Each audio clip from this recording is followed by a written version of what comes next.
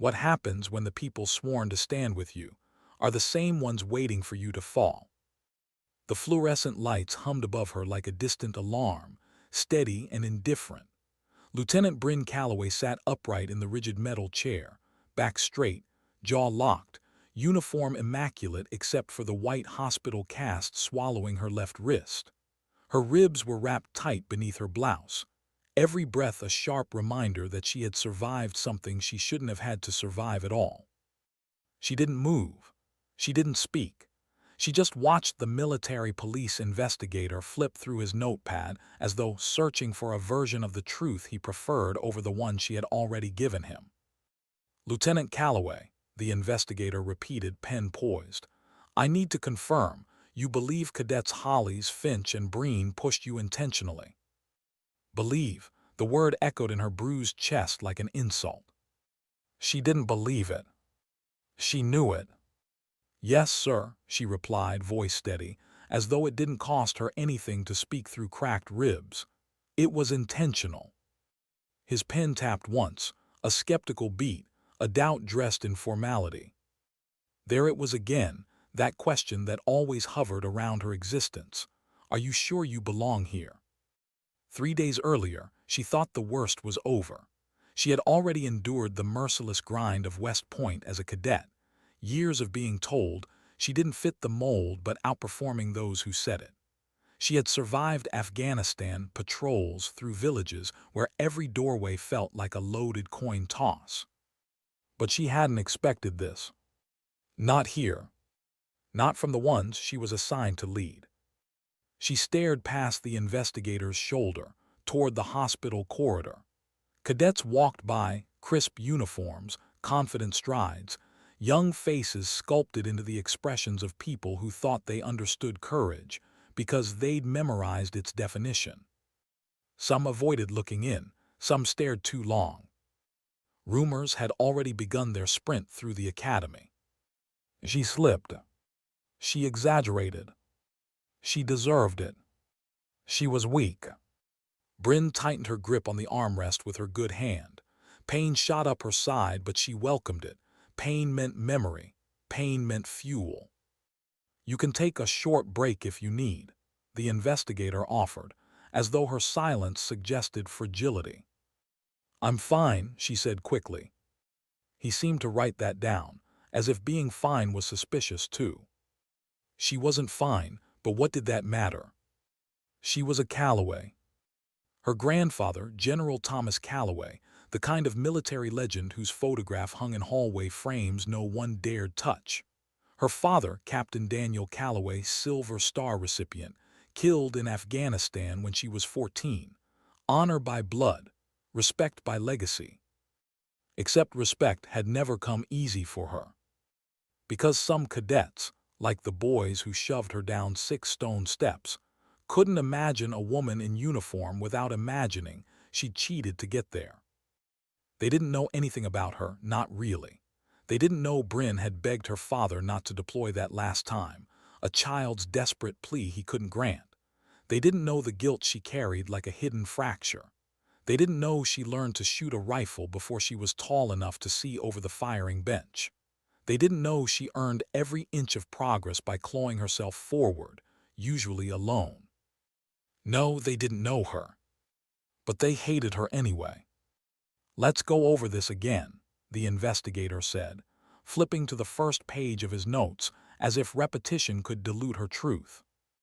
Brin inhaled slowly, ribs protesting. "I already told you what happened." "And I wrote it down," he replied carefully, "but the legal office will want clarity." Clarity, such a safe word for disbelief. Still, she recited the scene again. Wednesday, Washington Hall, between classes, the 3 standing like wolves guarding a stairwell. The comment, "Women don't belong at West Point," the shove, the fall, the absence of hesitation or remorse in their retreat. He nodded slowly as though marking a tally in a silent argument only he could hear. "And witnesses?" he asked. "There were cadets nearby," she replied. "They helped me afterward." He glanced at a list in his notebook, frowning slightly. "What?" she asked. Some witnesses, he said slowly, are suggesting you might have tripped, that the fall was accidental. Of course they were. People didn't like stories that demanded courage from them. Blaming gravity was easier than confronting hate. Brin leaned forward, eyes sharp. Watch the security footage. It may not show the exact angle, he murmured. Stairwells have blind spots. Convenient. He closed the folder. We will investigate both claims fully. Both claims, as if truth came as a matched set. The room felt colder suddenly, as if her fall had knocked her back into a familiar war, the one where the enemy wore the same uniform. Hours passed, paperwork, photos, signatures, every question shaped by suspicion. Finally, she was discharged, reclassified for now to administrative duties, a sidelined warrior with a clipboard instead of a platoon. She walked out of the hospital into the sharp November air. Every step hurt, but every step reminded her she was still standing. Brin stopped beneath the shadow of Washington Hall, the staircase looming above like the mouth of a beast. Students flowed past her without pausing, without knowing, without caring. Just 3 words, whispered louder than the rest of campus noise. Do you still belong? She clenched her jaw. Yes, she breathed to herself, more than ever. The next morning she got the call. The 3 cadets filed a counter-complaint, the legal officer said briskly. Harassment, professional misconduct, intentional targeting. Brin shut her eyes. Of course they had. Bullies didn't just attack. They covered their tracks. The voice on the phone continued, calm like reading a weather report. A formal investigation will review all parties. No assumptions, no bias, standard procedure. Standard procedure. That phrase always seemed to protect the wrong people. And my assignment, she forced out. Temporary reassignment away from cadet supervision, they said, effective immediately. So that was that. She was wounded and now suspected, pushed downstairs and now pushed aside.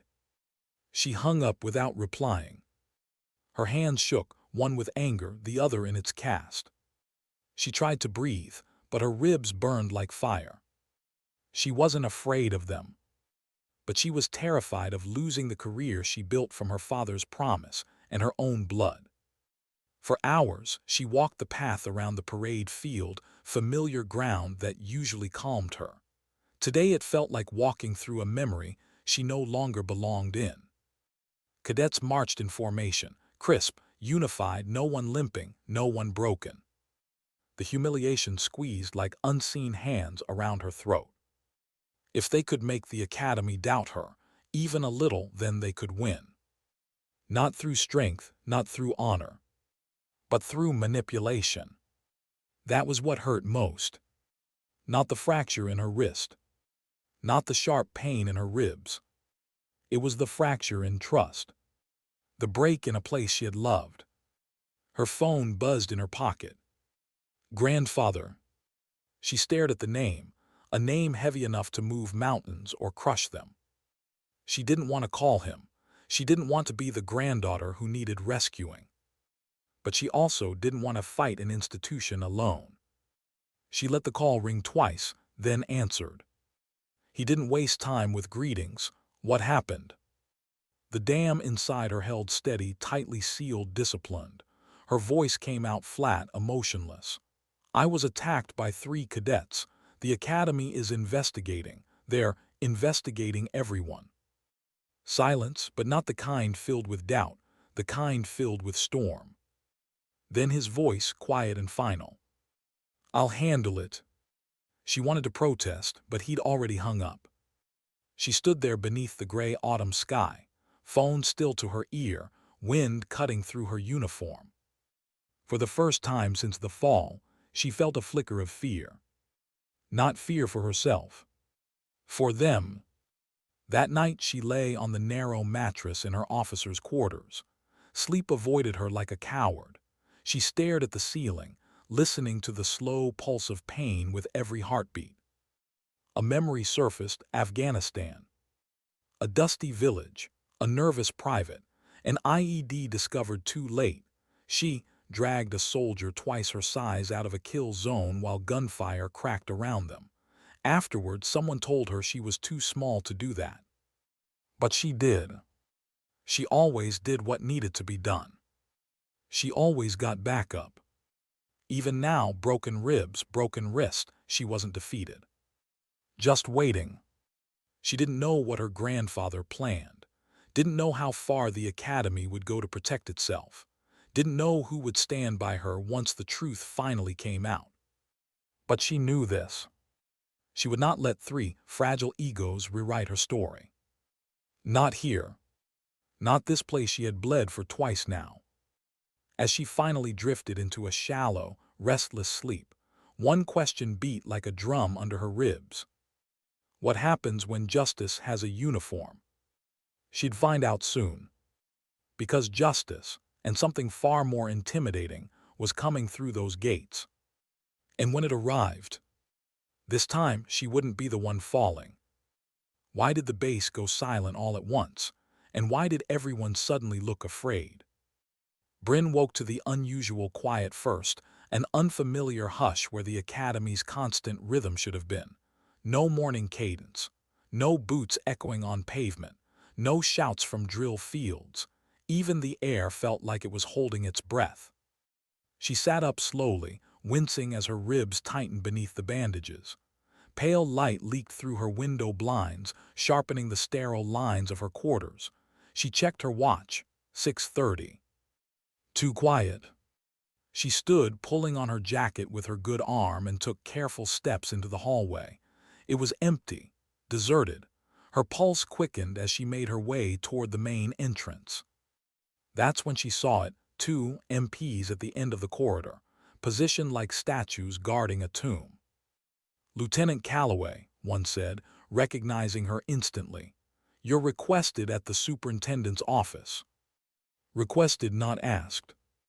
The tone was formal, controlled, but beneath it she sensed tension like a thread pulled tight, ready to snap. "What's happening?" Brin asked. "Security directive," the MP replied. "You'll be briefed on arrival." He didn't know, or wasn't allowed to say. As they stepped outside, she finally understood the eerie silence. The gates were closed. All of them. Military police stood at every entrance. Barracks windows glowed with silhouettes, cadets restricted inside, watching but not daring to move. The parade grounds, usually full of uniforms and movement, empty. The flag waved over a stillness so unnatural it made her skin crawl. Brin had seen military lockdowns overseas, when threats were real and danger breathed on the back of your neck. But seeing it here, on American soil, at the academy that symbolized discipline and order, it felt wrong. It felt like storm clouds gathering over a fortress people believed couldn't be touched. "Why lock down the entire academy?" she asked, voice low. "Orders from the Army Inspector General's office," came the response. "Visitors arrived before dawn." Visitors. Her grandfather's voice from the day before echoed sharply. "I'll handle it." Had he done this? Brin swallowed. She wasn't sure if the feeling in her chest was dread or relief. The superintendent's office was a fortress of polished wood, authority hanging from every wall. The desk, the chairs, the flags, all arranged to remind anyone entering that power had a shape and a location. 3 men waited for her inside. The superintendent, 3 stars gleaming on his shoulder. Behind him, 2 officers she didn't recognize, one wearing 2 stars, the other a sleek civilian suit that screamed Pentagon more than academia. They turned as she entered.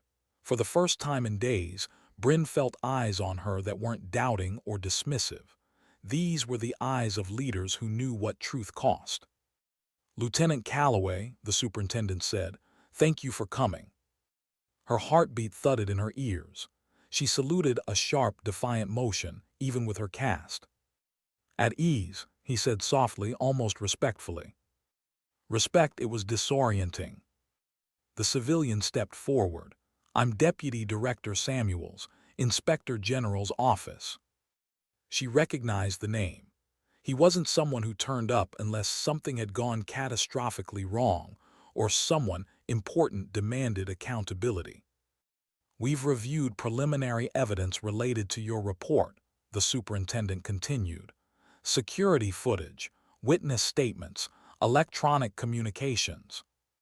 Brin braced for the doubt she'd come to expect. But what came instead pulled the ground out from under her feet. There is reason to believe these cadets targeted you deliberately over several weeks, Samuel said. The text logs we obtained confirm harassment, coordination, even explicit planning. Brin blinked, stunned. They had believed her, not just believed, seized evidence, acted. With your permission, the two-star general added, we'll proceed with formal detainment of the cadets. We would like your cooperation in providing a full account when you're physically capable. She nodded slowly, trying to process. This wasn't just an internal disciplinary hearing anymore. This was an investigation with teeth. The superintendent's expression softened, sympathy flickering beneath command authority. Lieutenant, on behalf of this institution, I'm sorry. The words hit harder than any impact on those stairs. A leader apologizing, directly, without excuses. She didn't trust her voice enough to respond. As they began discussing procedures, charges, sequestration of evidence, coordination with legal counsel, Brin's mind drifted. The academy, she knew, had always seemed slow to defend people like her. Women who challenged the old order, officers who refused to shrink to survive. But now, the system itself was fighting back. Is this what justice felt like? Not loud. Not triumphant. Just correct. Still, beneath the relief, a strange unease twisted in her gut. Why now? Why so fast? Why such overwhelming force? Unless the only reason the system was working was because of who she was related to. The thought tasted bitter. Lieutenant Calloway, Samuel's voice snapped her back. Do you have any questions? Just one, the one she didn't want the answer to. Did my grandfather initiate this? She asked. The superintendent exchanged a glance with the others. Your grandfather was informed, he said carefully, but our actions are based on evidence, not influence. Carefully spoken words, too carefully. Brin nodded, but the unease stayed. Her father had always told her, the day you rely on your name instead of your character is the day you stop earning your place. And right now, she wasn't sure which one was being saluted. An hour later, as she exited the building, she saw them, the three cadets, walking between MPs, hands behind their backs, expressions shifting from arrogance to panic. Holly's eyes flickered toward her, a sneer cracking under fear. Finch looked like he might be sick. Brin's jaw trembled. She didn't flinch, didn't gloat, didn't speak. They had chosen their actions. They were now living the consequences. But as they passed, Holly's hissed under his breath, venom laced with desperation. This isn't over. Brin stared him down, voice cold and low. You're right. Because she knew something they didn't. Even when justice arrives, the fight doesn't end. Sometimes it only begins. After the detainments, the lockdown lifted with a slow exhale. Cadets poured out of barracks, whispering theories like bees swarming a hive of gossip. Some stared at her with wide-eyed admiration, others with suspicion, a few with resentment, the same kind that had pushed her down those stairs. Rumors mutate faster than truth. She kept walking. A female cadet stepped aside for her in the hallway, giving a respectful nod. A small gesture, but for Brin, it felt like an anchor thrown into storming waters, proof she wasn't alone. But the day stretched long, each moment weighted by the knowledge that investigations were only the opening volley. Lawyers would come next, Statements twisted, narratives built, doubt creeping through cracks. Before lights out, she received a message. Report to Superintendent 900 tomorrow. Further developments. Further developments. Those two words triggered something dark and restless inside her. Night settled over the academy. The air turned sharp with cold. Her ribs ached, not worse, just more noticeable now that adrenaline had faded. Brin changed into PT gear and stepped outside. She needed motion, something familiar, something she could control. She jogged slowly, each step a reminder of what had been taken and what she aimed to reclaim.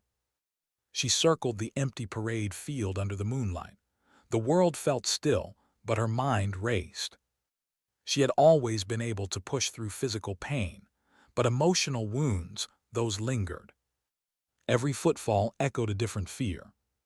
What if the system turns again? What if the truth gets buried? What if her career becomes a footnote covered in scandal? Her breath hitched. She slowed to a stop, hand pressed against her ribs. She wasn't scared of losing her job. She was scared of losing her identity. She had built herself from ashes, grief, discipline, duty. She wasn't just serving. She was a soldier. Wasn't she? The wind answered with a howl across the field. Prove them wrong, she whispered to herself, her father's lesson turning into a vow. Pain sharpened her senses. Her breath steamed in the cold. She was still here. She wasn't backing down. Not now. Not ever. When she returned to her building, her phone buzzed. A blocked number. She hesitated, then answered. A voice, distorted slightly, but unmistakably hostile, slithered through the speaker. You think you're safe now. You think this makes you belong. You're not the only one who wants you gone. Brin froze. The call ended before she could respond. For a moment, the world tilted, a dizzying realization flooding her veins like ice. This wasn't just 3 cadets with bruised egos. This was bigger. Organized. Hidden. Waiting. She looked up and down the corridor, heart pounding, suddenly aware of every shadow. 3 cadets had carried out the shove. But someone, something, had given them permission. And whoever it was, they hadn't spoken their last threat. The academy she loved had a sickness in its walls. A quiet hatred festering in corners tradition refused to illuminate. Brin locked her door, back pressed against it, breath shaking. The danger wasn't gone. It had simply changed shape. Tomorrow, more truth would come to light. But tonight, alone in the dark, ribs throbbing, voice silent. She wondered, how do you defend yourself against an enemy who wears the same flag? Why did she feel more exposed now that justice was finally on her side? Morning came in a wash of gray clouds and cold light. Brin stood in front of the mirror in her quarters. She buttoned her uniform blouse slowly, careful not to strain her wrist or ribs. She ignored the ache. Pain was familiar, almost comforting. It reminded her she was still fighting. Her phone buzzed with a notification. 900, Superintendent's office. She was early. She wanted to be early. She wanted to face whatever was coming, good, bad, or unclear, head-on. She stepped outside into crisp air that bit at her lungs. The academy grounds were coming to life again. Formations assembling, distant commands barked through the air. But underneath the routine, she felt a tremor of tension in every cadet's stride. Eyes watched her as she walked, some curious, some judging, a few grateful. But none harmless. As she approached the superintendent's building, she caught sight of a female cadet kneeling beside a fallen stack of textbooks. Brin paused and helped gather them with her good hand. The young woman avoided eye contact but whispered, "Ma'am, thank you for not letting them win." Brin froze for a heartbeat. It was the first time since the attack that someone didn't see her as the story, but as the reason things might change. She nodded once, Keep your head up, cadet. When she walked away, she felt that tiny spark again, respect earned the hard way, the only kind worth anything. Inside, the superintendent greeted her with a solemn expression, a man who'd spent a night staring at paperwork he wished he'd never needed. "Lieutenant," he said, "have a seat." She didn't sit, not yet. Samuels from the Inspector General's office entered and closed the door behind him. He set a folder on the table, thicker than yesterday, dangerously thick. "We continued reviewing digital correspondence," he began, voice steady but grave. "What we found indicates a broader issue." Brin's pulse sharpened. How broad? Samuels opened the folder. Inside were redacted screenshots, messages from anonymous accounts. Cruel words, plans, threats. Not just about her. About other women, female cadets, female officers. Patterns. Like rot spreading through a foundation. "These accounts are linked to a group of cadets who believe women are weakening the academy," Samuels explained. "A fringe subset, but organized." Brin's mouth went dry. She had suspected resentment, harassment, bias. Not conspiracy. "Does this network include faculty?" she asked. The superintendent and Samuels exchanged a look, a silent admission they wished they didn't have to give. "We're investigating that possibility," Samuels replied. Brin felt something cold settle beneath her skin. It wasn't surprise. It was recognition, the realization that the fall down the stairs was never the real assault. It was a symptom. The disease was deeper. "We want your cooperation," the superintendent continued, "not just as the victim, but as someone these cadets clearly feared." Feared? The word stunned her. She hadn't thought of herself as intimidating. She'd thought of herself as surviving. "What does that mean?" she asked. Samuels rested a hand on the folder. "We'd like to place you as a liaison, unofficially, for this investigation. You'll assist the task force in understanding the culture, identifying individuals, and ensuring accountability." She blinked. "Work for the IG's office, while still assigned here." "Yes," he said. "Your presence here matters. You have credibility, and whether you realize it or not, you have influence." Her ribs seemed to tighten around her lungs. Influence felt like a weapon she wasn't sure she wanted to wield. "What about my career?" she asked quietly. "What about my TAC position?" The superintendent leaned in. "Lieutenant, you're not being sidelined."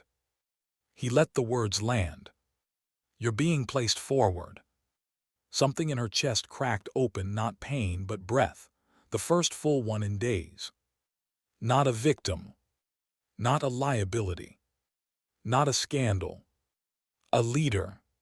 She nodded once, and that was all they needed. "Then I'm in," she said. The superintendent allowed himself a rare smile, small but real. The meeting shifted to details. Evidence handling, chain of command, limited disclosure to avoid alerting suspects. Every step measured, cautious, necessary. But then Samuels glanced at a page on his tablet. "One more matter," he said. "A phone call placed to you last night." Brin stiffened. "It was routed through a VPN," he continued, "but traced to a cadet barracks wing." Her mouth dried. So soon, so bold. "Was it one of the three?" she asked. "No," Samuel said. "Those cadets are in secure detainment." Which meant the threat came from someone still walking free, someone confident enough to call her, someone reckless enough to taunt the very person the Army had just chosen to protect. "That call changes the risk profile," Samuel said quietly. "We're expanding security measures around you." Brin almost laughed. Security. She didn't feel secure at all. As she exited the building, she noticed a cluster of cadets stiffening as she passed. Their conversations faltered, eyes narrowed, a few muttered under their breath. The enemy was no longer hidden. But neither was she. She kept moving, posture tall, even though every step hurt. Don't show weakness. Don't let your silence look like fear. Don't let them think they took anything you can't reclaim. A voice inside her whispered something her father used to say. Fear and respect are born from the same silence. Be careful which one you earn. Brin returned to her office. Paperwork awaited, stacked like reminders that normalcy still demanded attention. She sat carefully, scrolling through emails, documenting her cadet's performance. There was comfort in structure. But comfort never lasted. A soft knock on her door broke the routine. A female cadet stood there, anxious eyes, wringing hands. "Ma'am, can we speak privately?" she asked. Brin nodded and gestured to the chair opposite her. The cadet sat, spine rigid. She looked like she might bolt at any second. "What's on your mind?" Brin asked gently. The cadet swallowed twice, then words tumbled out like stones. "It's been happening to me too," she whispered. "The messages, the comments, the threats. I was afraid no one would believe me." Brin's heart clenched. "I believe you." The cadet exhaled, not relief exactly, more like release. "They said if I reported it, they'd make sure I never commissioned," she continued. "They said people like you, like me, are ruining the academy. People like you. Women, officers who didn't fit tradition's narrow doorway. Leaders who challenged inherited fear." Brin leaned forward. "You are not ruining anything. You are what this place needs. You're why I stayed." The cadet nodded, tears forming but refusing to fall. She stood quickly, saluted, and left before emotion betrayed her too much. The moment she was gone, Brin's composure cracked just enough for her to feel something she'd been avoiding. Anger. Not fire but steel, cold, controlled. Someone had built a culture of fear here. Someone believed cruelty was heritage. Someone had been allowed to hide behind tradition long enough. Brin had been chosen to help tear that mask off. And she would. Hours passed. Meetings, interviews, cadets summoned one by one as the task force widened its scope. By mid-afternoon, word had spread. Lieutenant Calloway wasn't being removed. She was being empowered. And that terrified the right kind of people. Brin returned to her quarters as the sun dipped low, turning the Hudson into a band of molten silver. She paused at the window, watching silhouettes training along the riverbanks. West Point wasn't just a place. It was an idea. A promise. But promises could rot when leadership forgot to protect the vulnerable. She touched her cast lightly, fingers tracing the rough edge. This wasn't just her fight anymore. It never had been. Her phone buzzed again, a text message this time. Unknown number. No encryption. Just a sentence. "You're making a mistake, stop now." Before she could respond, another message appeared. "Your grandfather can't protect you from everyone." The air in her room thinned, her pulse pounded. Her grandfather. So they did know. Who she was. Who she came from. And they resented it. She didn't respond. Responding would be fear. And fear would feed them. Instead, she set her phone down and stared at the fading sky. She was tired of being the one shoved down the stairs. She had spent her entire life proving she deserved a place here, and she would not surrender her future to shadows and cowards. She spoke aloud, voice steady despite the storm inside. "You picked the wrong Calloway." And she meant it. Because they hadn't learned the most important thing. Brin didn't fight alone anymore. The system, bruised but waking up, stood behind her. Women she led were stepping forward. And the worst part for her enemies. Justice was patient. Justice was relentless. Justice had her name now. The night closed in around the academy, cold, tense, watchful. Brin locked her door, checked the window twice, and sat on the edge of her bed. Tomorrow would reveal more. Names. Origins. perhaps even allies in unlikely places. But tonight, she let the quiet settle like a challenge.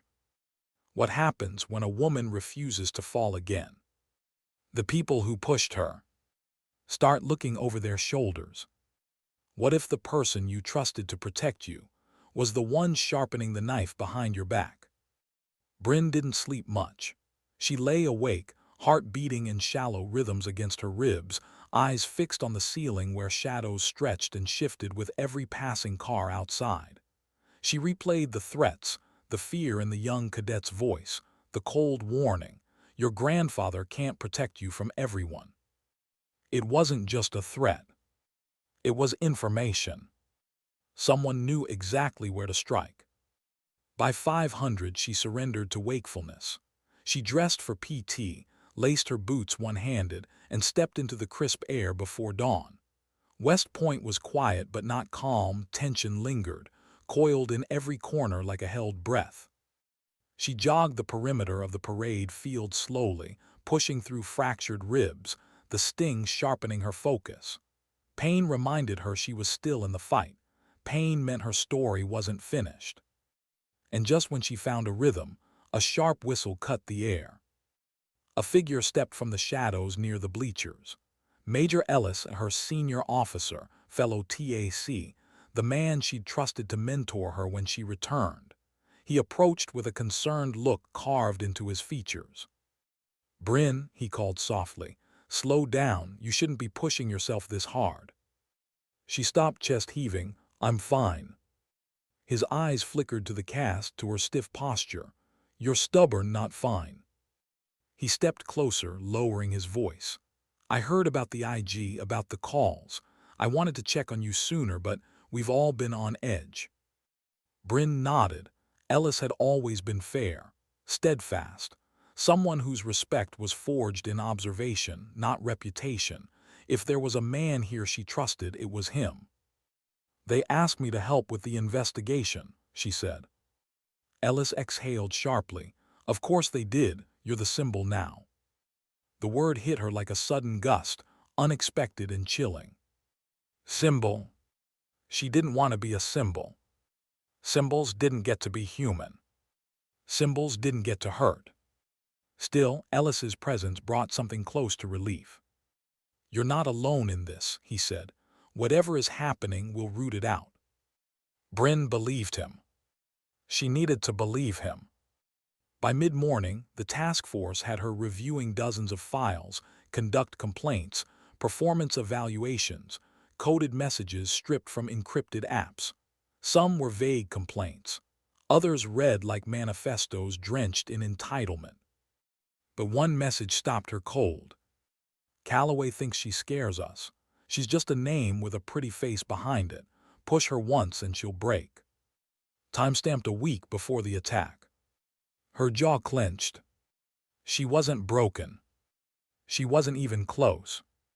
She scrolled further, clusters of usernames, inside jokes steeped in misogyny. And there, a familiar name, one that turned her stomach. Cadet First Class Miles Porter. A rising star, West Point's shining example, Valor Award from summer training. A face the institution liked for its brochures. He'd always been courteous, respectful, a poster of the ideal cadet. Sometimes monsters wore medals. Brin highlighted his messages and added him to the priority list. Samuels glanced over. "That name keeps popping up," he murmured. "He wasn't involved in the fall, but he's connected to the ringleaders." Connected. That was too gentle a word for someone fueling hate. Brin sat back, studying the list of names. Patterns emerged, not just who was involved, but who stayed silent. Silence was its own conspiracy. And suddenly she wondered, did the infection run deeper than even Samuel suspected? Later, during lunch in the officers' dining hall, she felt eyes on her again.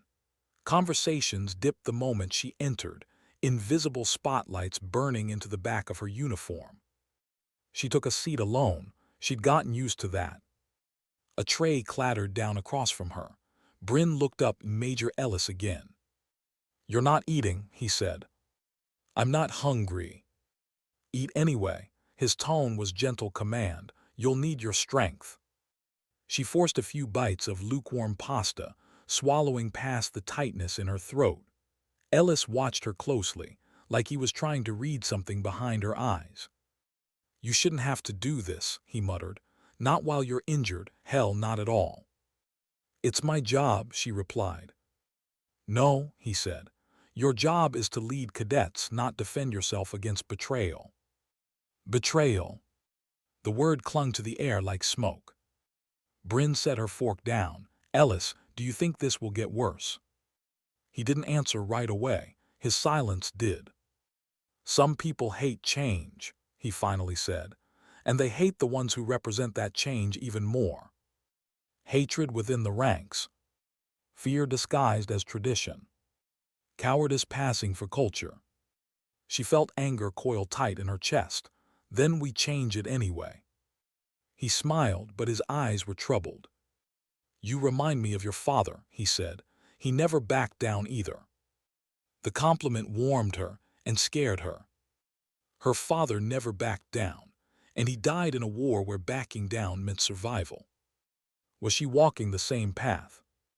That afternoon, Samuel summoned her urgently. Another report. Another victim. A freshman cadet, female, unconscious, found in a hallway outside her barracks. Concussion, bruises. She didn't see the attacker. Brin's lungs constricted. Is she going to be okay? She'll recover, Samuel said, but she's terrified. She believes it's connected to the same group. Brin's hands shook. They're retaliating. Yes, Samuel said, but not against us. Against the ones who dared to believe in her. The weight of that hit her harder than any fall. Her fight had consequences, and someone else was paying for them. For the first time since the push, fear wasn't for herself. It was for others. Let me speak with her, Brin insisted. Samuels nodded. We thought you should. The hospital room was too familiar, the same sterile smell, the same stiff sheets. The cadet lay still, bandage wrapped around her temple. When Brin entered, she flinched, fear instinctive. Hey, Brin said softly, you're safe now. The cadet's eyes glistened. They warned us, said if we supported you, we'd pay. Brin swallowed hard. You didn't deserve this. They think women like us are replacing them, the cadet whispered, taking what's theirs. Brin shook her head.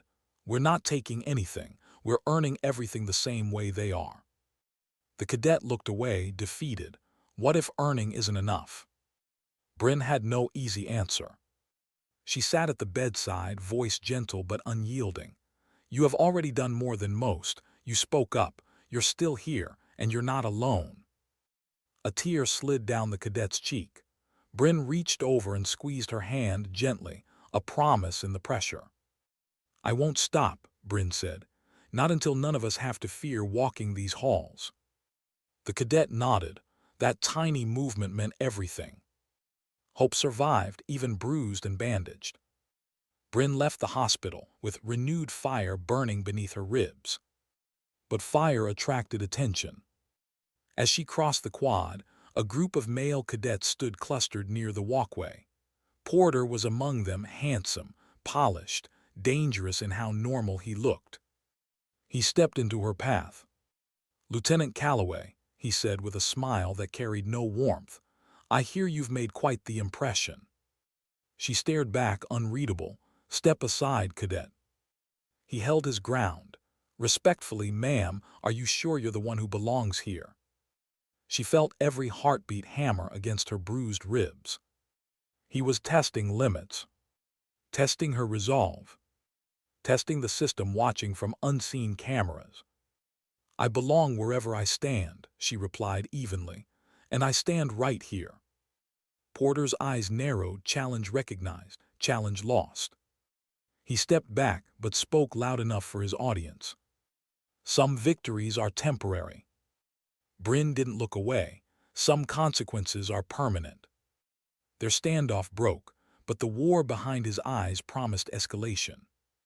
She walked on spine straight, pulse steady. refusing to give him the satisfaction of seeing her rattled. But she was. Deeply. She would report his behavior, but she knew threats like his rarely came alone. That night, Brin returned to her quarters later than usual. Exhaustion clung to her bones. She closed her door and leaned against it, letting the silence wrap her like a heavy blanket. Her ribs throbbed, her wrist ached, her heart felt bruised. She removed her uniform piece by piece, each motion careful, deliberate. She sat at her desk and opened her father's photograph, a ritual she usually saved for anniversaries or memories too heavy to carry alone. His smile, steady, proud, full of belief, stared back at her. "Dad," she whispered, "I'm trying. Trying to be strong. Trying to be enough. Trying not to fall again." Her voice cracked.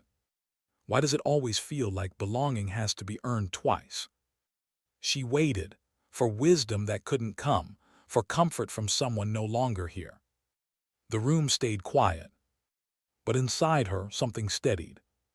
He taught her resilience. Her grandfather taught her presence. Now the academy was teaching her purpose. She closed the photo and wiped her eyes. Then her phone chimed. A new message. No number. No signature. Only words that turned her blood cold. "You're next." Brin stared at the screen until it dimmed, breath shallow, heart pounding. They were done hiding behind accidents. Done pretending the fall was enough. They wanted her gone. Terrified. No. She was furious, and more determined than she had ever been. She inhaled a slow, painful breath, then whispered into the dark. "I'm not falling anymore." Outside, the flag rippled in the wind, defiant even in darkness. Inside, Brin Calloway sat up straighter, ready. Because the only thing more dangerous than someone who has been knocked down is someone who refuses to stay there. What if the enemy isn't the one who knocks you down, but the one who offers you a hand right before they do it again? Brin jolted awake long before dawn, drenched in sweat, heart pounding, a ghost of a shout still trapped in her throat. Her dreams had turned against her lately, stitching together fragments of memories she tried to bury. The screech of a Humvee door, a village road in Afghanistan covered in dust, a radio screaming warning she couldn't hear fast enough, blood spreading through sand like spilled ink. The worst part wasn't the nightmare. It was waking up and realizing reality was worse. She sat up, clutching her injured ribs as they flared sharp beneath the bindings. Her room glowed faintly from the streetlight outside, calm, ordinary, unaware of the fight thundering beneath her skin. Her phone blinked with another message. Unknown number. Brin's fingers hovered over the screen for a long moment before she opened it. Tick-tock. Just 2 words, but they crawled under her skin like ice. Bold, glib, confident. Someone was convinced she couldn't stop what was coming. She set the phone down, not gently. Fear flickered through her, brief, bitter. But anger swallowed it whole. She stood, dressed quickly, and made her way across the dark campus. Streetlights cast long shadows across stone pathways that had witnessed decades of pride and pressure. Today, they were witnessing a quiet war. The IG task force room buzzed the moment Brin stepped inside, early as always. Samuels was already there, sleeves rolled up, studying an array of documents plastered across the table. "Morning, Lieutenant," he said, voice carrying the fatigue of someone who hadn't slept any better than she had. "Another message." Brin nodded once, 2 words, tick-tock. He cursed under his breath. "They're escalating." "They're desperate," Brin corrected. But she wasn't sure who she was trying to convince, him or herself. Samuels motioned her over. "We made progress overnight. The messaging accounts. Many link back to anonymous forums created by a user named Recon Wolf." Brin frowned. Someone fancying themselves an operator. Someone hiding behind anonymity while claiming dominance. Samuels replied. Cowardice in its purest form. Brin leaned closer. She recognized a language pattern, the same smug sarcasm Porter used in the hallway. You think it's him, Samuels said, reading her silence. Porter. He's involved, Brin said. But not alone, someone else is driving this. Samuels nodded. The question is who and why. The why haunted her the most. Hatred didn't grow from nothing. Someone nurtured it, protected it, encouraged it. That kind of poison didn't spread without permission. Around 800, the superintendent summoned her again, this time with Major Ellis present. Brin felt tension coil through her as the three men waited for her to speak first. You wanted to see me, she said, stepping forward, every movement controlled. Yes, the superintendent said, voice heavy. Sit. She didn't, old habits. Samuels exchanged a look with Ellis, a look Brin didn't understand yet. We've reviewed Ellis's mentorship files on you, the superintendent began. His recommendations, his evaluations. Brin's breath hitched. Recommendations, evaluations, none of those had ever been shared with her. The superintendent continued. His record indicates he raised concerns about your suitability as a TAC long before the incident. Brin stared at Ellis. A slow chill spread across her chest.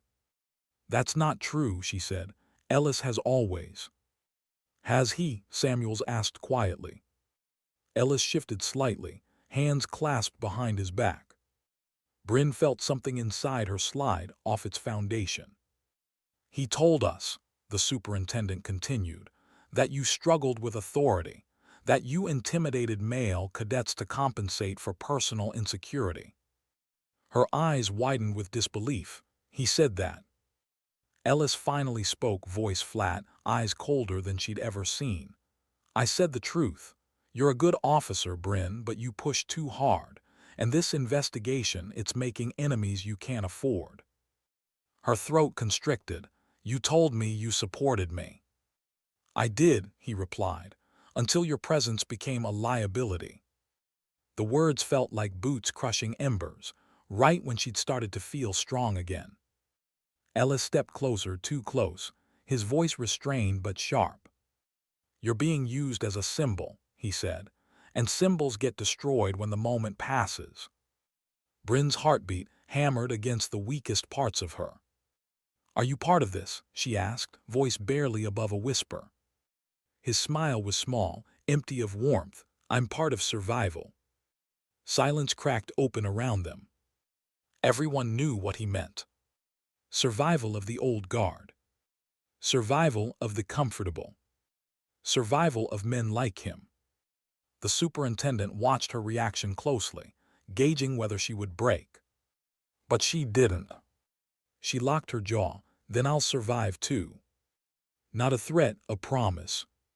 The meeting ended with protocols and boundaries, and empty assurances that everything would be handled professionally. Professionally. That word tasted like betrayal. Brin walked out without another glance at Ellis, afraid if she looked too long, she'd see the man she thought he was instead of the traitor he'd become. She marched toward her quarters, needing solitude, a place to let the shock unravel. But the moment she reached her room, she knew solitude wouldn't be kind today. She slammed the door and braced her hands on the desk, breathing hard. The room swayed, not physically, but morally. How many people had smiled to her face while sharpening knives behind her? How deep did this rot spread? Her cast pressed painfully against the wood, but the pain barely registered under the weight of betrayal tearing at her chest. Trust was a rare currency here, and she'd invested in the wrong man. A soft knock at her door jolted her. She tensed. Lieutenant Calloway. A female voice, trembling. Brin opened the door to find the same freshman cadet she'd visited in the hospital, bandage still taped above her eye. I'm sorry to bother you, the cadet said quickly, but I found this. She held out a folded piece of paper, hands shaking. Brin opened it. 3 printed words stared back at her. She deserves to fall. No signature, no context needed. It wasn't the threat that broke Brin's breath. It was the pronoun. She. Not the cadet. Her. This wasn't about a culture war anymore, not entirely. Someone wanted Brin specifically. Someone wanted to finish what the stairs failed to do. Brin steadied her voice. Where was this? Tucked under my door, the cadet whispered. I thought it meant me at first, but then I realized it means you. Brin swallowed hard. The world felt too loud suddenly, her own heartbeat a drum against her injured ribs. She forced a calm she didn't feel. Thank you for bringing this to me. You did the right thing. The cadet nodded and hurried away, afraid of being seen or associated. Brin closed the door, and every crack in her armor finally screamed. She leaned her head against the cool wood. It wasn't just a fight anymore. It was a hunt. Night came heavy and fast, a cold blanket suffocating the campus. Brin ignored exhaustion and continued digging through investigation files, piecing together timelines, connecting dots others missed. But the lines kept looping back to the same truth. This wasn't random cruelty. It was a movement. And in movements, leaders lurked. Her phone buzzed again, a single message flashing on the screen. Look behind you. Her breath caught. She turned. Her room was empty. Heart racing, she scanned every corner, desk, closet, shower, under the bed. Nothing. But the fear refused to leave. Then a second message. You'll never see it coming next time. Brin stared into the mirror across the room, pale skin, hair disheveled, eyes too wide. For the first time, she looked scared. She closed her eyes, forcing her breath slower. Controlled, like her father taught her. Fear was a weapon, and she refused to hand it over. She typed only 2 words in response. Watch me. Sent. The screen went dark. The room felt smaller, walls leaning inward. She sat on the edge of the bed, spine rigid, staring into nothing. Alone. Except she wasn't alone. There were girls she'd mentored who believed in her. Cadets who now dared to speak because she stood firmly when others tried to throw her down. Quitting now would abandon them. Let the rot win. Validate every coward who hid behind tradition. Brin lifted her chin. She might be bruised. She might be terrified. She might be betrayed. But she wasn't defeated. Not yet. Because resilience isn't loud. It doesn't need applause. It doesn't need permission. It only needs a reason. And she had many. As she finally lay down, exhaustion pulling her under, one question lingered at the edge of her consciousness. How do you defend yourself against those who believe you threaten everything they are? Her last waking thought wasn't fear, but determination. If they wanted her to fall again, she'd make damn sure the ground shook when she hit it. What if your strength becomes the very reason someone wants to destroy you? Rain hammered against the windows as dawn pressed unwillingly across the sky. The storm outside matched the one building inside Brin, a pressure that had no release valve, no safe place to escape. She barely slept. The threatening messages replayed behind her eyelids, over and over, each word sharpened like a blade aimed at the parts of her she kept hidden from everyone. But sunlight had a habit of demanding action, whether she was ready for it or not. Brin forced herself up, bones aching beneath bruises and splints, and dressed in her uniform. The fabric felt heavier today, as if duty had gained weight overnight. She stepped into the hallway. A few cadets straightened at the sight of her, some out of respect, others out of fear. Good. Fear wasn't her preference, but she wouldn't reject any advantage she had. Halfway across campus, the wind nearly shoved her backward, rain clawing at her face like icy fingertips. She pulled her collar tighter and adjusted her pace, slow, steady, unyielding. She couldn't afford a misstep, not again. In the task force room, monitors displayed data that crawled like ants across the screens, names, digital aliases, timestamps. But there was one new piece of information pinned at the center of the board. A printed screenshot. One line of text. We finish what we start. Porter's user handle was tagged below it. Recon Wolf.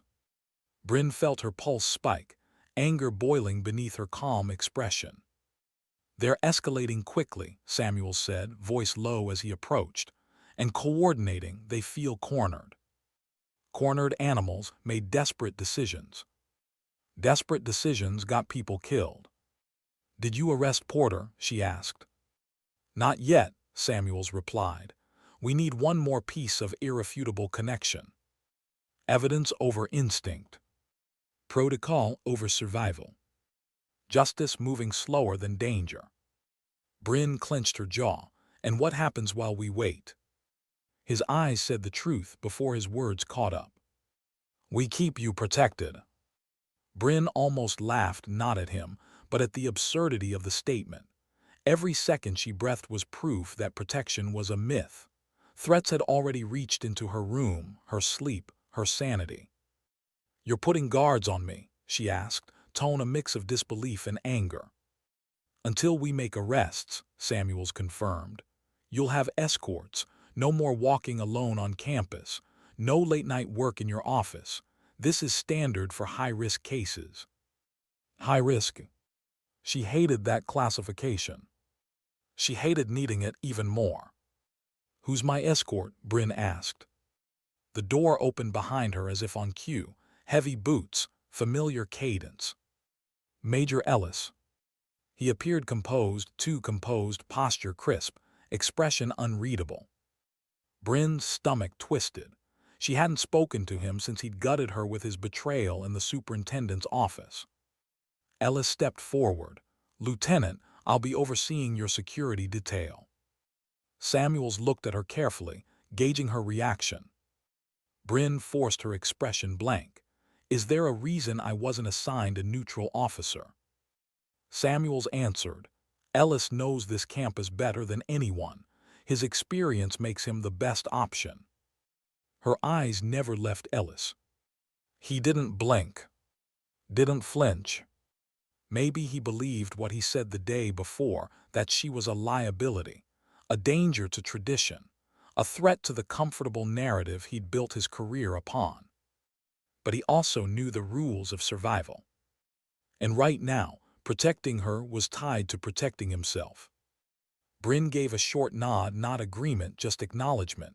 Understood. But inside, every instinct screamed a warning. The rest of the morning blurred into interviews and reports, frustrated cadets claiming ignorance, anxious ones admitting fear, and a few brave voices speaking truth for the first time. A freshman named Alvarez told them about group chats she'd been invited into, only to find herself the target of anonymous threats when she refused to participate in jokes tearing down female soldiers. A junior described seeing 3 male cadets lurking outside Brin's office late at night, but didn't report it because that's just how things are. That sentence stuck in Brin's mind like a splinter. They think hate is just how things are. Not anymore. Not on her watch. By late afternoon, the rain had slowed to a cold drizzle. Classes shifted inside, training postponed, but tension didn't pause. It followed her like an unwelcome shadow. Ellis stuck close, one step behind or beside, never in front, watching, calculating, protecting her or watching for weakness. As they approached the barracks, a sudden crash split the air, metal slamming against concrete. Brin's heart jumped. A dumpster had toppled in the wind, slamming against the wall near the walkway. Ellis immediately stepped in front of her, reaching for her good arm. We should head back. Wind's picking up again. It's just weather, Brin said, pulling free. I've survived worse. Her voice shook, not from fear but from fury. She wouldn't live her life flinching. Ellis hesitated. Brin. Major, she corrected sharply. It's Lieutenant Calloway. His jaw locked, walls erected between them once more. He nodded stiffly. Lieutenant, we should still go. She sighed, giving in only because exhaustion tasted more dangerous than rain. Fine. They moved together along the slick walkway toward the nearest entrance, wind whipping their uniforms like flags in a storm. Just as they neared the door, Brin felt something shift. A presence. A heartbeat not her own.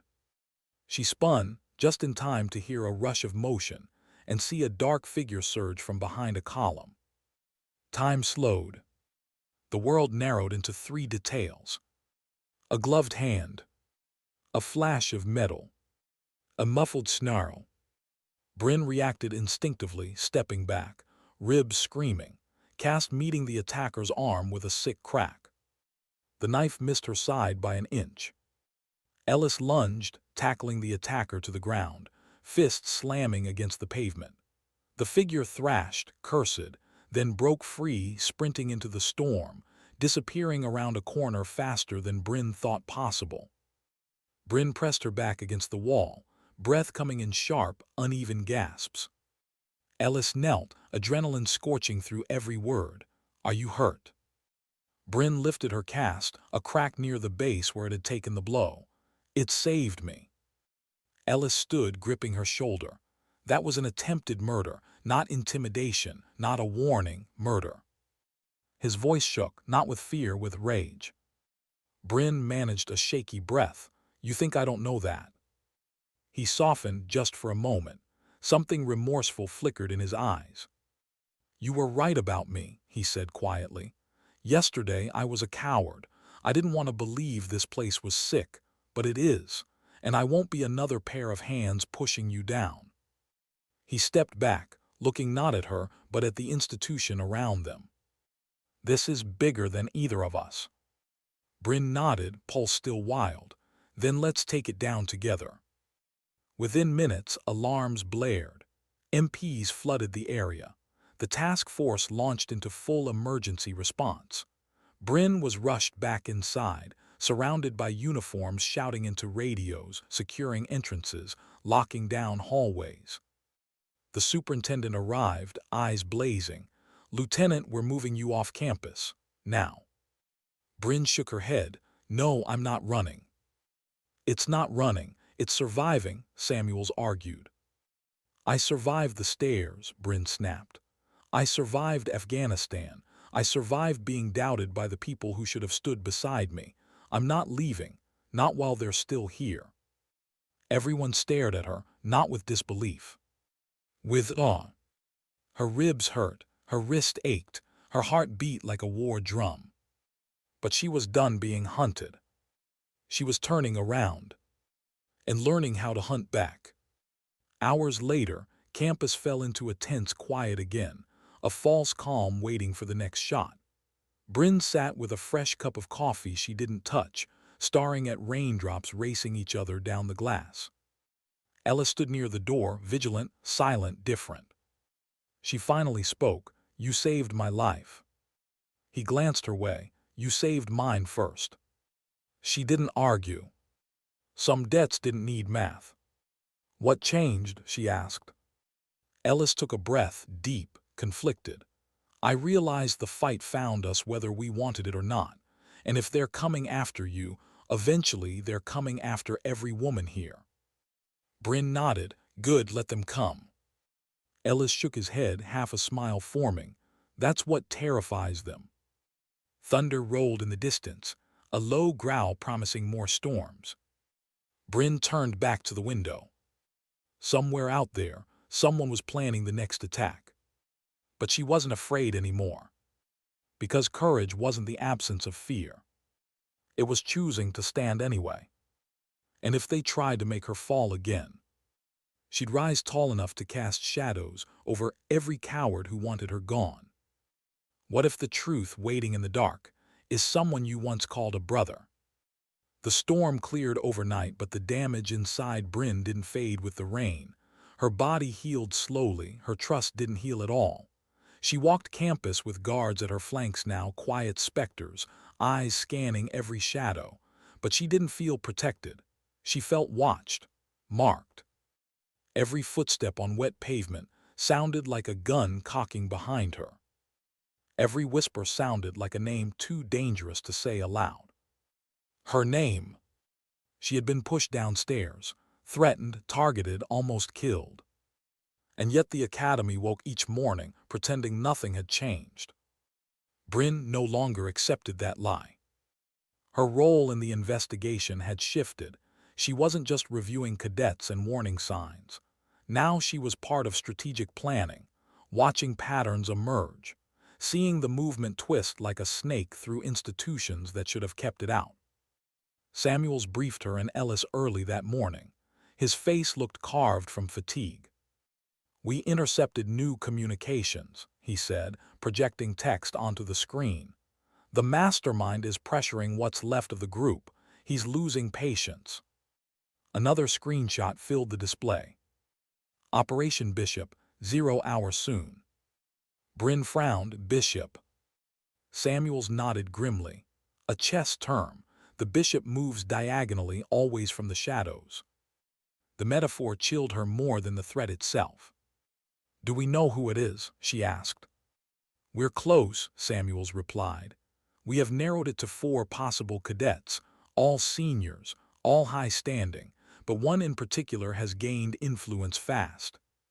Brin felt her spine straighten before she saw the name. Cadet First Class Miles Porter. Recon Wolf. Golden Boy. Hidden Snake. Ellis crossed his arms. "We take him in." "No," Samuels said firmly. "We let him move first and follow." Brin stiffened. He already moved with a knife. "That was the attack dog," Samuels said, "not the handler." Porter wasn't the one swinging the blade. He was the one choosing who to stab. A different kind of threat. More dangerous. More patient. Samuels lowered his voice. "We believe Operation Bishop isn't aimed at you." Brin's pulse slowed into something cold and sharp. "Who then?" He turned the screen again. A photo. A young female cadet. Eyes bright with hope. Smile unaware of danger. The freshman from the hospital. Brin's stomach dropped. "No. They see her as your successor," Samuel said. "A message to you, to every woman watching." Brin shook her head fierce. "We protect her. End of discussion." Ellis nodded, agreed. "Then we set the trap," Samuels finished. Hours later, Brin entered the freshman barracks wing disguised as routine mentorship. To anyone watching, she was simply checking on cadets recovering from illness or injury. But this time she was armed, not visibly, but the weight of the concealed weapon against her hip was grounding. She hated needing it on home soil. She hated the realization that home soil wasn't safe. The targeted cadet, Cadet Alvarez, sat at her desk. Trying to focus on schoolwork like survival wasn't now a subject she was being tested on. Brin approached quietly, permission to sit. Alvarez nodded quickly, nervous energy tightening her shoulders. "Yes, ma'am."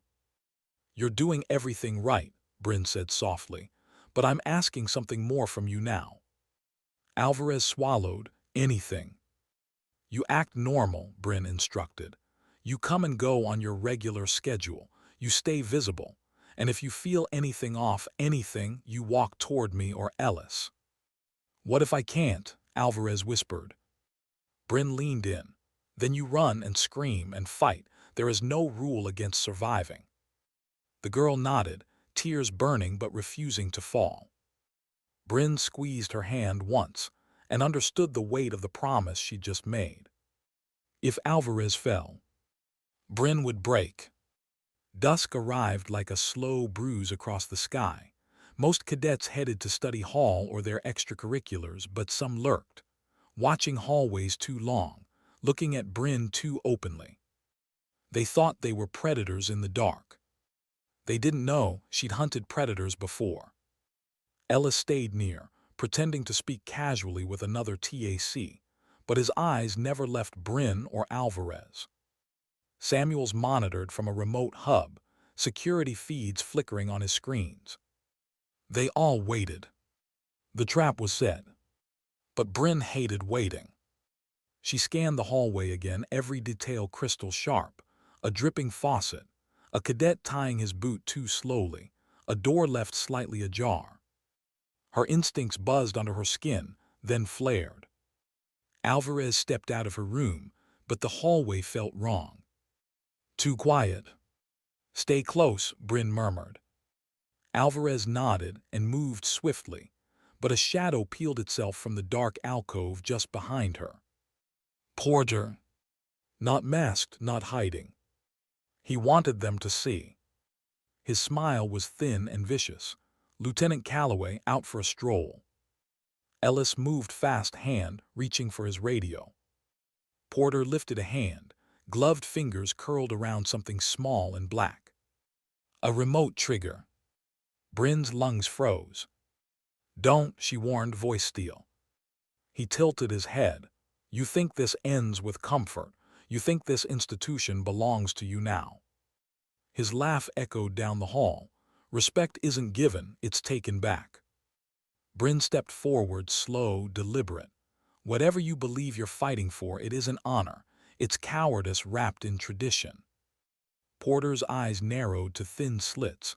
Honor is protecting what made this place strong. And destroying innocent women is strength, Brin shot back. He sneered, evolution is never gentle. Then he turned the remote, not toward Alvarez. Toward Brin. Bishop takes queen, he whispered. Brin grabbed Alvarez and shoved her behind, just as the trigger clicked. Nothing happened. For one unfinished second, no one breathed. Then footsteps thundered from the adjacent corridor. 2 MPs tackled Porter, the device skittering across the floor. He screamed curses that sounded more unhinged than triumphant. Brin snatched the remote from the tiles, eyes blazing. Where is it? What did you plant? Porter spat at her feet, too late. Samuel's voice crackled through the comms Ellis wore. Search the building.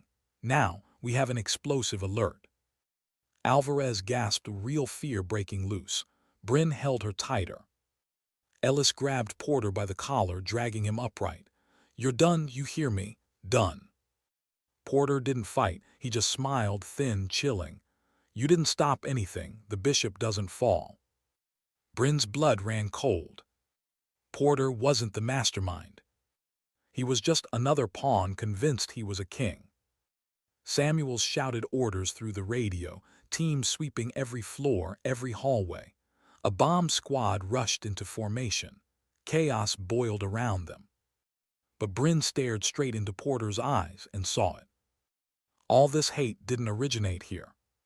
It was fed, funded, protected by someone with more influence than a lone cadet could ever wield. Someone upstairs. Someone respected. Someone who thought tradition meant ownership. Ellis turned toward Brin, urgency slicing through his voice. We need to get out, now. Brin shook her head. No, I stay with her.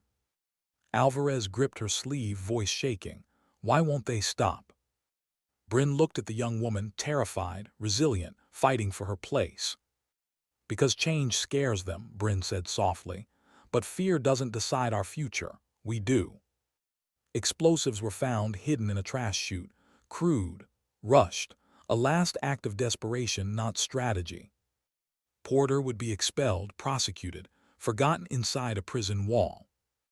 But the mastermind had just sent a message. One soldier was not the target. The movement was. Later, as the academy locked down again, Brin stood outside on the balcony above the river.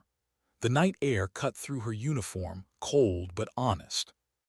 Ellis joined her, leaning on the railing beside her. You think Porter will give us names? He asked. No, Brin said. He'll bleed for whoever he's following. Ellis nodded reluctantly. So where do we look next? Brin stared into the dark, into the quiet surface of the Hudson, where reflections distort and truth hides underwater. "We look up," she said. "Up the chain. Up the hierarchy. Up toward those who believed power meant untouchability." Ellis exhaled. "The real storm hasn't hit yet." Brin's reply was a whisper carried on the wind. "Let it come." She wasn't falling anymore. Now she was the one built to endure. What happens when the person who swore to uphold the truth becomes the one burying it? The lockdown lifted by morning, but the tension stayed behind, clinging to the academy like fog refusing to burn off. Brin walked with Ellis toward the superintendent's building, her cast stiff against her side, eyes sweeping every angle the way Afghanistan had trained her. Trust no shadow. Expect the next move before your enemy saves you the surprise. Porter's capture should have brought relief, but it didn't. His last words echoed like a drumbeat inside her. "The bishop doesn't fall." Which meant Porter wasn't bishop. He was a knight in someone else's game, loyal, expendable, directionless without a hand to guide his movements. Ellis kept his pace close. "Samuels wants you present for the interrogation. They think Porter might talk when he sees you." Brin nodded, jaw tight. "He won't." "How do you know?" "Because he believes he's righteous," she said. "Righteous people don't break easily." Ellis gave a humorless sigh. "Great, another martyr." Brin didn't respond. She was already bracing herself for the confrontation ahead. The interrogation room was bleak, concrete walls, a two-way mirror, a table bolted to the floor. Porter sat cuffed to the metal, wrists red, expression smug despite the circumstances. He looked up when Brin entered. "Lieutenant Calloway, the star soldier," a thin smile. "You must feel powerful today." Brin didn't sit. "Power isn't what you think it is." "No," Porter leaned forward. "Then why are you the one standing while I'm chained? Why did the generals lock down the base for you? What makes you so special?" Brin held his gaze cold, unwavering. "Nothing. I wasn't given anything. I earned it." He scoffed. "You earned it. You've been handed everything because of your last name." Brin stepped closer, not out of anger but clarity. "You think strength is something you're owed. I think strength is something you owe others." Porter blinked, confused by conviction he couldn't understand. She lowered her voice. "Someone convinced you that hurting women protects this institution. Who gave you that belief?" A pause, brief but revealing. His eyes flicked sideways to a corner of the ceiling, like he feared a presence watching. Brin felt the shift. "Porter," she pressed, "give me a name." His lips curled into an eerie smile. "There's no name, there's a purpose, and you're the threat to it." Then he leaned back and shut his mouth, sealing his loyalty. Samuels ended the interview minutes later. "He won't break," he muttered. But he didn't need to. Brin saw fear in Porter's fleeting glance, fear of someone with power higher than any cadet could imagine. Fear of someone who believed tradition demanded women fail. Someone who wrote the rules here. Someone who could make even justice hesitate. By late afternoon, Brin returned to her quarters to prepare for the evening briefing, a plan forming in the task force to dismantle the network completely. She moved slowly, every motion a reminder that her injuries were still healing, but her resolve wasn't fragile. Knock. 3 taps sharp. Brin stiffened. MPs stood posted nearby, but caution demanded more than obedience. "Who is it?" she asked. "It's me," Ellis replied. Brin opened the door and froze. Ellis wasn't alone. The superintendent stood there, uniform immaculate, expression carved in polished granite. He stepped inside without invitation. Ellis followed, but his stance was different, tense. Too tense. Brin's pulse faltered in confusion. "Lieutenant," the superintendent began calmly, "we've completed an internal review. Based on testimony from certain officers, we have concerns about your stability." Brin stared at him, disbelieving. "My stability?" Yes, he continued without hesitation. You've been under severe emotional pressure, injured, targeted. Some believe you may be projecting bias onto the cadets. It hit her like a second fall, this time from a far greater height. Who gave that testimony? Brin demanded. Samuels wasn't here, which meant the superintendent was acting outside the investigation's authority. He met her eyes unblinking. Major Ellis. The room snapped into silence, sharp, cruel, absolute. Brin turned to Ellis, betrayal burning hotter than pain ever had. You said you changed. Ellis didn't flinch. I thought I had, but this has gone too far. You're a danger now to yourself and to this academy. The superintendent nodded in agreement. We are recommending temporary removal from duty until your conduct can be more thoroughly evaluated. Removal. Just like that. No warning. No due process. Just a quiet erasure. Brin felt her chest collapse inward, like her ribs had broken all over again. You think I orchestrated the threats, she whispered. You think I cut my own skin and pretended it was a knife. Ellis didn't answer. His silence was worse than accusation. The superintendent stepped forward. Your badge, Lieutenant. Brin stared at him, then at the insignia pinned proudly on her uniform. Every stripe, every stitch, paid for in pain and grit, asked to surrender her identity.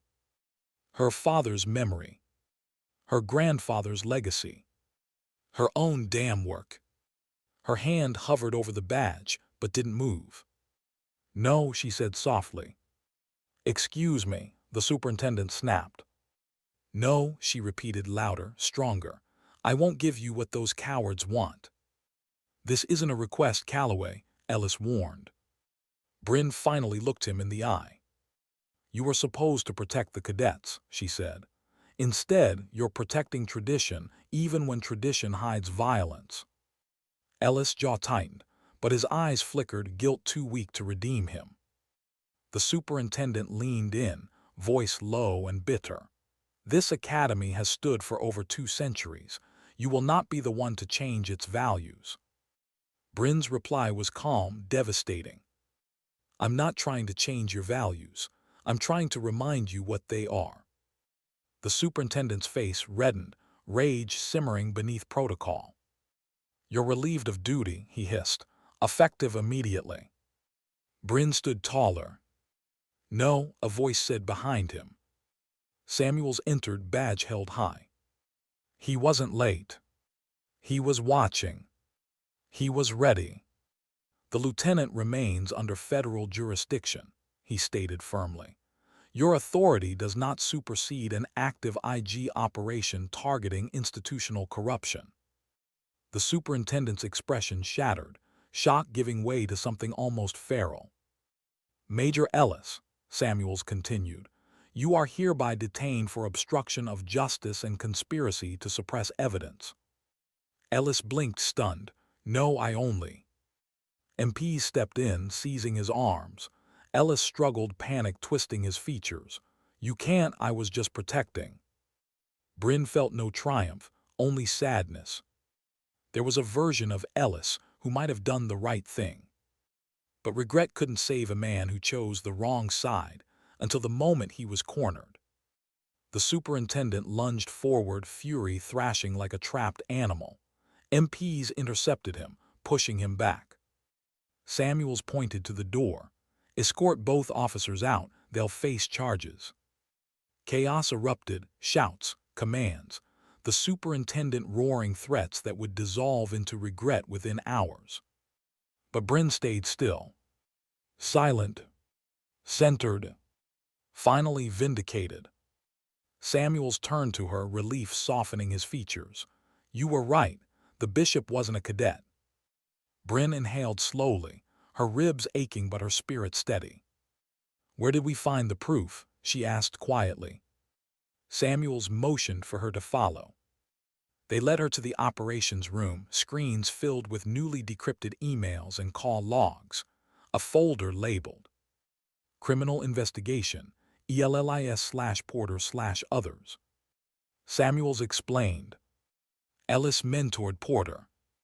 Ellis drafted the group's doctrine. Ellis planned the attack on Alvarez. Ellis gave Porter protection and orders. Ellis was the original bishop. Porter was merely the most eager pawn. Samuels rested a hand on the table. You dismantled a network built on fear. Brin shook her head. No, we dismantled it. He nodded, accepting the correction. She whispered the final truth aloud. This was never about me. It was about every woman who walks these halls and refuses to apologize for existing. Her heartbeat slowed, strong and sure. She was finally done falling. That evening, as the sun sank behind the Hudson and the academy lights flickered on, Brin walked the parade field alone. Cadets passed by, some saluting, some smiling, most watching her with something new in their eyes. Respect. Not borrowed from a last name. Earned drop by drop from pain turned into courage. Alvarez approached, hesitating at first. Ma'am, does this mean it's over? Brin looked at the young woman, still bruised, still brave. No, she said honestly. It means we've finally started to fix what was broken. Alvarez nodded, shoulders relaxing, hope settling where fear once lived. Brin stood in the center of the field, the same ground where ambition and anxiety first collided inside her chest years ago. She touched the cast on her wrist, a reminder of the fall. She wasn't ashamed of the scars. They weren't evidence of weakness. They were proof of survival. The wind carried the faint sound of cadets marching, steady rhythm, unified steps, not perfect, not finished, but moving forward. Brin closed her eyes for a moment, letting the weight of everything settle, then lift. Her father would be proud. Her grandfather would be proud. But most importantly, she was proud of herself. No one owned her place here. She built it. And now she would protect it, not only for herself, but for every soldier who came after. Because sometimes dignity doesn't speak. It simply stands. Unshaken, unafraid, unforgettable.